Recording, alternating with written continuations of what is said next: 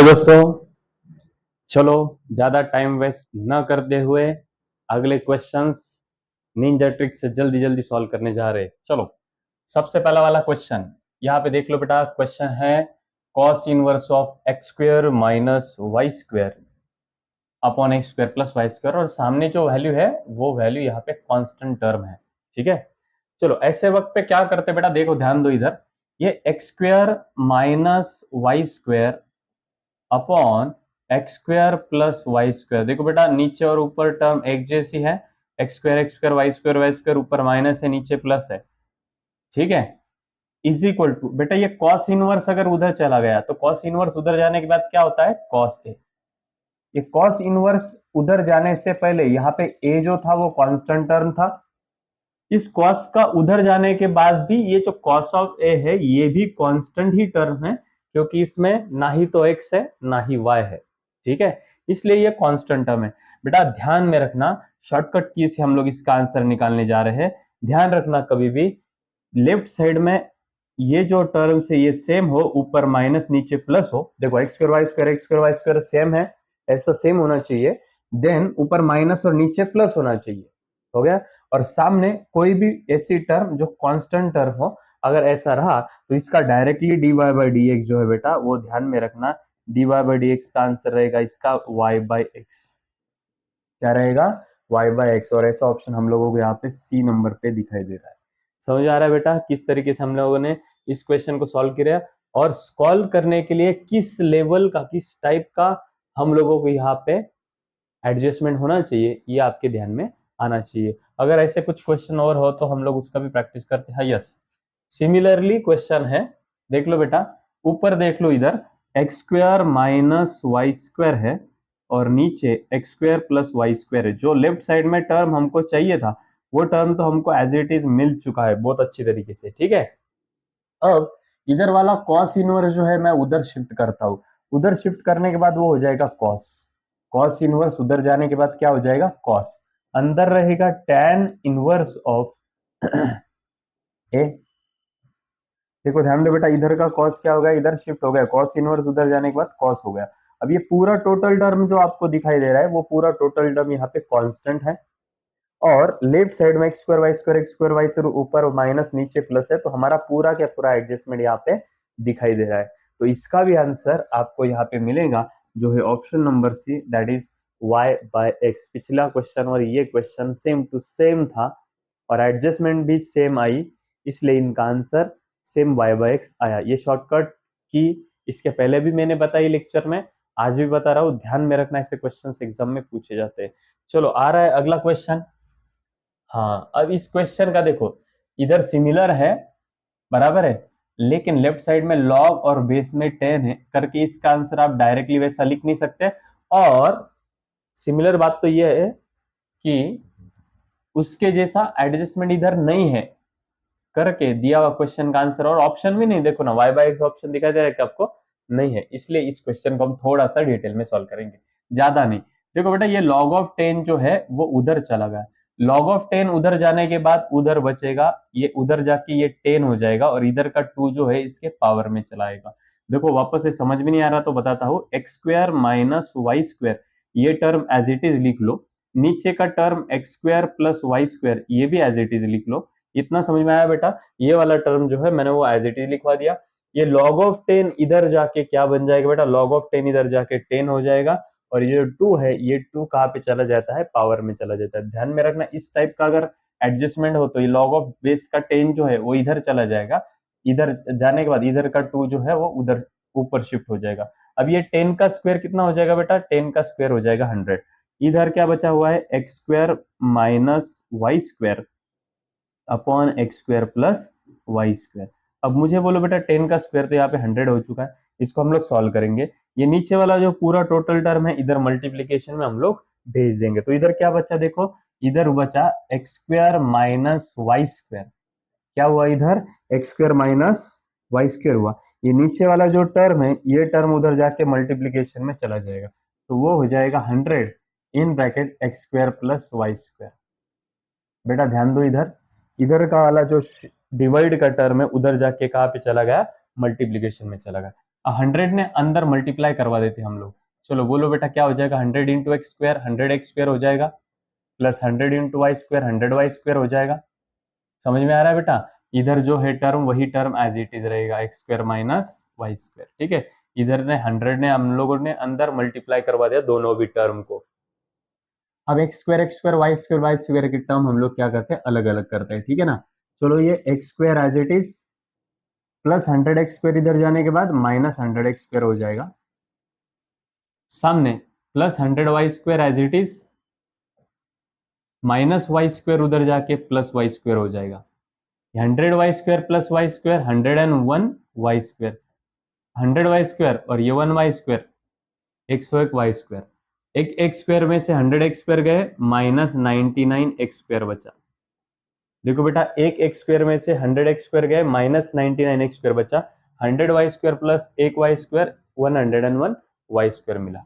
चलो बेटा आप देख लो इधर क्या होता है। तो ये y² को y² एज इट इज, ये मल्टीप्लाई वाला जो टर्म है मैं उधर इधर शिफ्ट करता हूँ लेफ्ट साइड में, माइनस 99x² अपॉन 101। देखो बेटा, अब हमको हमारे टर्म मिल चुके हैं, हम लोग क्या करते हैं, इनका डेरिवेटिव ले लेते हैं ताकि हमको dy बाई डी एक्स मिल सके। चलो डेरिवेटिव लेने के टाइम पे माइनस 99 अपॉन 101, ये कांस्टेंट टर्म है करके एज इट इज रहा। x² का डेरिवेटिव यहाँ पे मिल गया हमको 2x, सामने y² का डेरिवेटिव क्या रहता है बेटा, y² का डेरिवेटिव रहता है 2y, लेकिन डेरिवेटिव किसका, तो y का। ठीक है, चलो अब फाइनल स्टेप की तरफ बढ़ते हैं। ये dy बाई डी एक्स को dy बाई डी एक्स, ये टर्म एज इट इज, ये मल्टीप्लाई वाला जो 2y वो इधर डिवीजन में आ जाएगा, तो वो हो जाएगा minus 99 upon 101 into 2x upon 2y। तो बेटा ये 2 कैंसिल आउट हो गया, और जो बचा है वो है हमारा आंसर, जो कि है माइनस 99 अपॉन 101xy। माइनस का टर्म है इधर, माइनस 99, नहीं ये वाला माइनस 99x अपन 101y। यस, हमको यहाँ पे ऑप्शन नंबर ए में इसका आंसर दिखाई दे रहा है। ठीक है, चलो बढ़ते हैं, सेम टू सेम क्वेश्चन अगला भी है। ये क्वेश्चन आप लोगों ने सॉल्व करना है होमवर्क में। देखो एग्जैक्टली सेम है बेटा। बोलो सबसे पहले क्या होगा, ये जो log ऑफ 10 है, ये log ऑफ 10 कहाँ पे चला जाएगा, इधर। इधर चले जाने के बाद ये यहाँ पे क्या आएगा, 10 आएगा, 10 आएगा। ये यहाँ का जो 2 है वो 2 ऊपर चला जाएगा। लेफ्ट साइड में क्या बचेगा बेटा, लेफ्ट साइड में सेम टू सेम इसके जैसी टर्म बचने वाली, that is x³ minus y³ upon x³ plus y³। ठीक है, अब क्या करेंगे, ये 10 का स्क्वायर 100 कर लेंगे, ये नीचे वाला टर्म उधर जाके मल्टीप्लीकेशन में चला जाएगा। देन पिछले प्रॉब्लम की तरह ही सॉल्व करना है और इसका आंसर आप लोगों को बताना है। ठीक है, समझ पा रहे हो? चलो बढ़ते अगले क्वेश्चन की तरफ। वैसे ही सेम टू सेम जो पिछला क्वेश्चन था, सेम टू सेम वैसा ही क्वेश्चन है, ये भी क्वेश्चन आप लोगों को ही सॉल्व करना है। दो क्वेश्चन एक जैसे आ गए थे, पिछला क्वेश्चन हम लोगों ने जैसा सॉल्व किया वैसा ही सॉल्व करना है, और नीचे कमेंट बॉक्स में आंसर डालते रहना है। ठीक है, चलो नेक्स्ट वाला क्वेश्चन। अब ये पैरामीट्रिक का क्वेश्चन है। क्यों पैरामीट्रिक फंक्शन का क्वेश्चन है, क्योंकि बेटा इसमें दो इक्वेशन दिए हुए हैं, ये पहला इक्वेशन है, ये दूसरा इक्वेशन है, और निकालने को बोला है एक ही, that is dy by D X. Okay, solve करते हैं बेटा।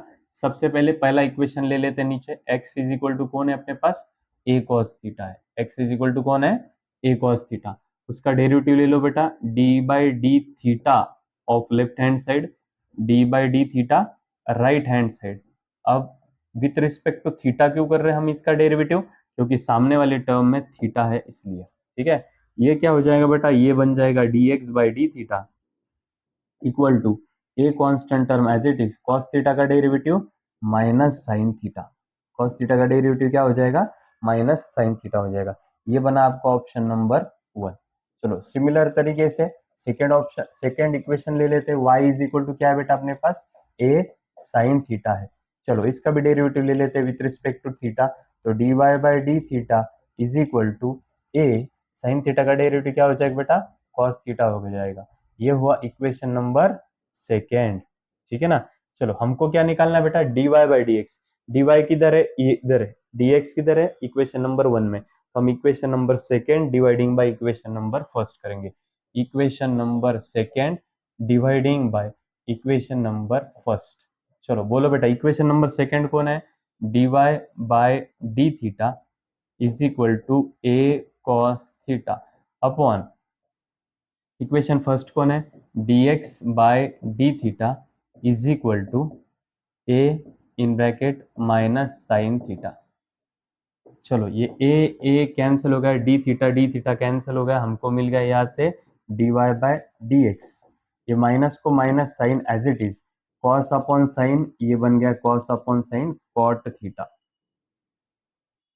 तो ऐसा ऑप्शन हमारे पास है क्या? हाँ है, ऑप्शन नंबर डी यहाँ पे दिखाई दे रहा है। देखो बेटा, पैरामीट्रिक फंक्शन जो है उसमें दो इक्वेशन रहते हैं, पहले इक्वेशन को सॉल्व करना, दूसरे इक्वेशन को सॉल्व करना, देन जिसमें dy हो वो टर्म ऊपर लेना है, जिसमें dx वो टर्म नीचे लेना है, दोनों का डिवीजन कर देना है, जैसे कि हम लोगों ने यहाँ पे किया। ठीक है, समझ आ रहा है बेटा? ऐसे दो तीन क्वेश्चन कम से कम अभी ये वाले लेक्चर में हम लोग पढ़ने वाले हैं। चलो देखो नेक्स्ट क्वेश्चन है, बहुत इजी क्वेश्चन है। चलो वापस से इस दिए हुए क्वेश्चन में दो इक्वेशन आपको दिखाई दे रहे हैं। एक है x is equal to a cot theta. चलो इसका डेरिवेटिव निकाल लेते हैं। डिफरेंशिएटिंग विद रिस्पेक्ट टू कौन करना पड़ेगा आपको? यहाँ पर भी थीटा ही करना पड़ेगा, है कि नहीं? चलो बोलो, D by d theta of left hand side कौन है? एक्स।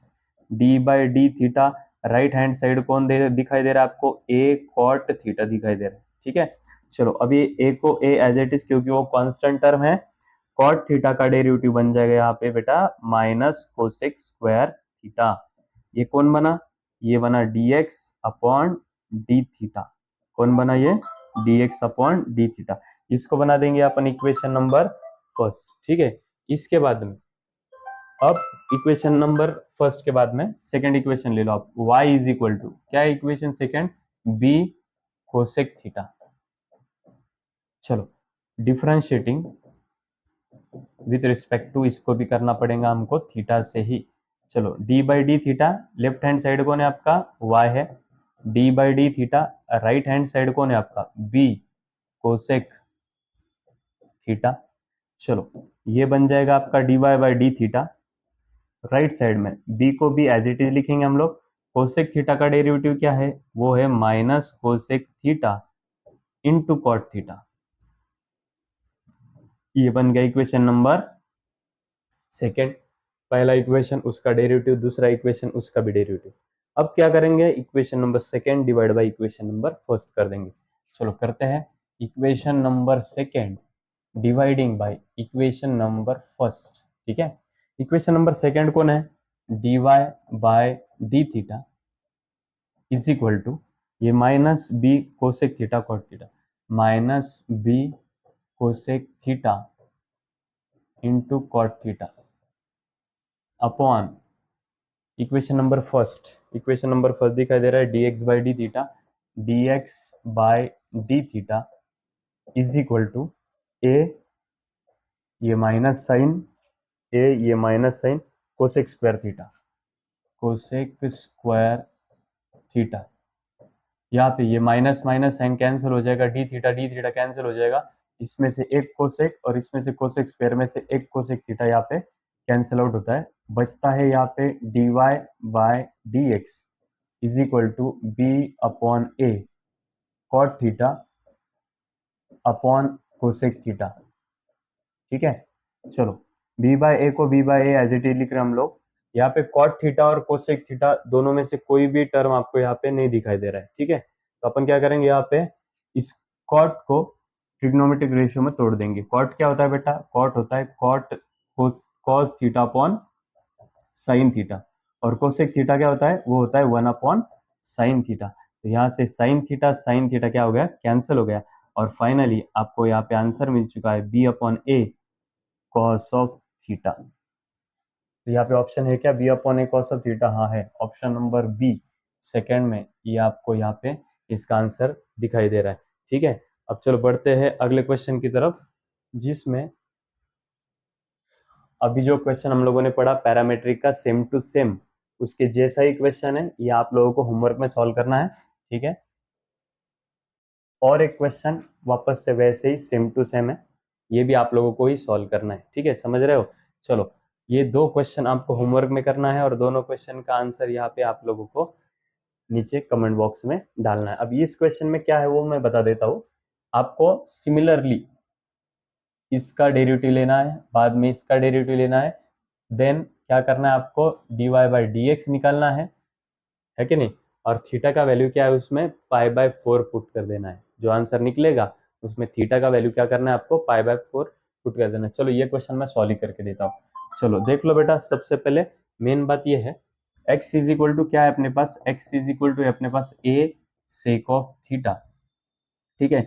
इसका डेरिवेटिव निकाल लेता हूं मैं, dx upon d theta is equal to a as it is sec theta का derivative sec theta into tan theta. ये कौन बन गया बेटा, ये बन गया इक्वेशन नंबर फर्स्ट। ये पहला जो टर्म था उसका डेरिवेटिव हमने ले लिया। अब सेकंड इक्वेशन कौन है, सेकंड है y, वो क्या है बेटा a tan थीटा।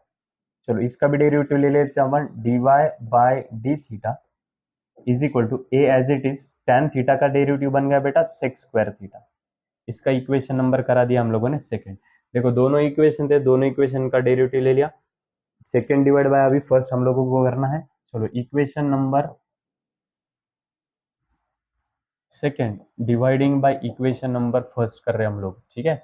चलो बोलो इक्वेशन नंबर सेकंड कौन है, dy by d theta is equal to a sec square theta, ये इक्वेशन नंबर सेकंड है। अब इक्वेशन नंबर फर्स्ट कौन है, dx upon d theta is equal to a sec theta into tan theta. तो इस तरीके से दोनों भी इक्वेशन मैंने एक के एक नीचे एक लिखवा दी है। ये डी थीटा कैंसिल हो जाएगा, ए भी कैंसिल, सेक थीटा और सेक स्क्वायर में से एक सेक थीटा चला गया, क्या बचा नीचे, d y by D x is equal to sec theta upon tan theta. अब ऐसा ऑप्शन तो हमारे पास नहीं है, तो इनको भी कन्वर्जन करा दो। सेक क्या रहता है बेटा, वन अपॉन कॉस थीटा रहता है, और टेन क्या रहता है बेटा, टेन रहता है sine theta upon cos theta. नीचे का कॉस थीटा कट गया, क्या बचा बेटा आंसर में, वन अपॉन साइन थीटा, ठीक है। लेकिन ऐसा ऑप्शन है क्या हमारे पास वन अपॉन साइन थीटा, नहीं, हमारे पास ऐसा ऑप्शन नहीं है। लेकिन one upon sine theta, one upon sine क्या होता है बोलो, वन अपॉन साइन होता है कोसेक थीटा। क्या होता है वन अपॉन साइन, वो होता है कोसेक थीटा। यहां तक हम लोगों ने क्या करा, इसका आंसर निकाल दिया है। लेकिन ये हमारा फाइनल एक तो आंसर नहीं भी है और वैसा ऑप्शन भी नहीं है, और ये हमारा फाइनल आंसर नहीं भी है। ये हम लोगों ने d y by D x निकाला है, लेकिन उन्होंने बोला है d y by D x निकालना है, लेकिन किस पॉइंट के लिए, जब थीटा का वैल्यू कितना रहेगा, पाई बाय 4। मतलब इसका जो हमने आंसर निकाला है उसमें थीटा का वैल्यू आपको रखना है पाई बाय 4, और कोसेक पाई बाय 4 का वैल्यू आप लोगों को सबको पता है, जो कि होता है √2। कोसेक पाई बाय 4 का वैल्यू क्या है, √2। समझे कि नहीं समझे। तो इस तरीके से हम लोगों ने कुछ क्वेश्चंस जो बेसिक के क्वेश्चंस है वो क्वेश्चंस इस लेक्चर में लिए हैं। आगे अगले वाले वीडियो में इससे और ज़्यादा क्वेश्चन हम लोग अगले वाले वीडियो में तुरंत ही लेने वाले हैं। तब तक